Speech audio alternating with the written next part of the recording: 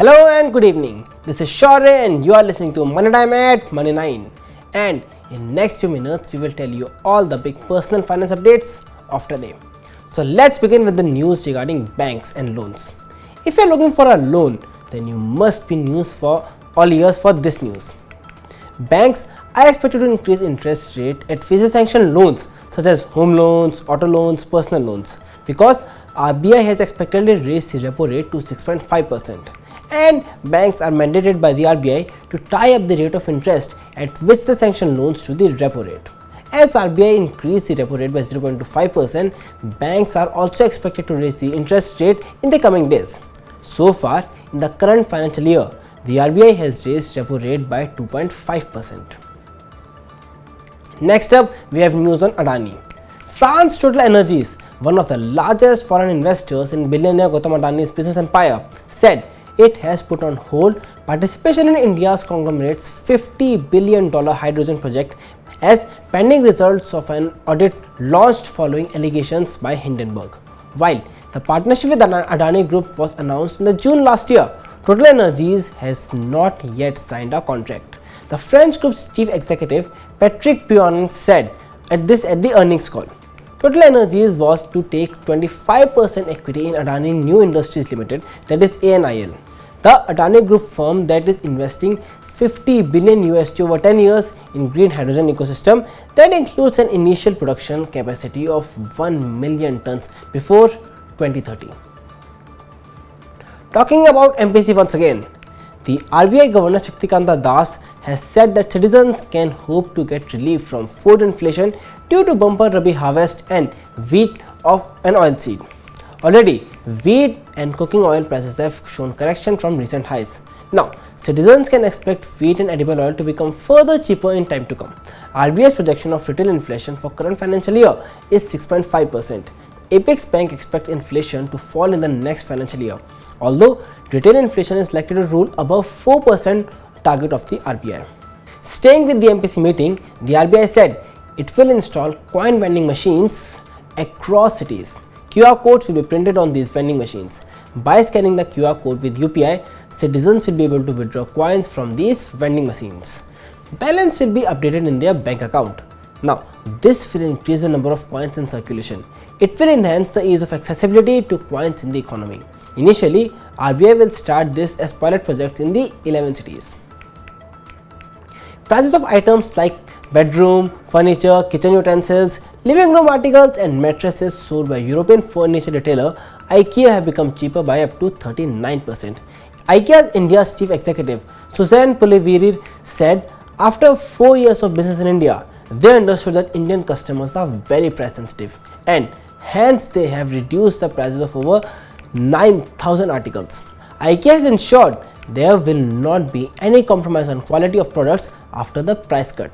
The European furniture retailer has 5 offline stores in the country and it is looking to open stores in Delhi and Chennai. The Ministry of Electronics and IT has blocked websites and apps of fintech firms like LazyPay, Indiabulls Home Loans and Govt. These fintech firms were extensively used by youngsters who use these apps to make payment for various purposes by taking loans from these apps. The government has blocked these apps on the grounds of providing unauthorized loan service. Even more shocking is that one of these apps, which is Govt, is actually a subsidiary of RBI registered NBFC firm. Several charges have been pressed against these apps. Some of the charges include illegal money laundering and threat to the financial security of the nation.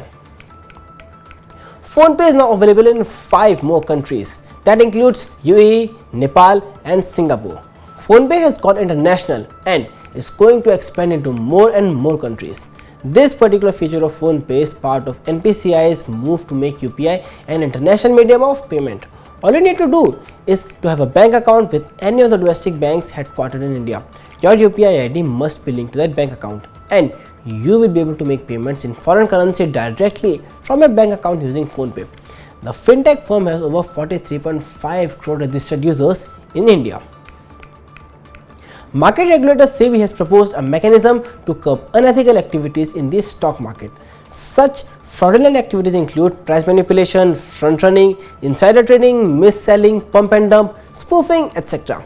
In addition, the regulator has proposed a regulatory framework for brokers to strengthen escalation and reporting process for retail investors. SEBI's diktat on this matter can come after February 23, 2023.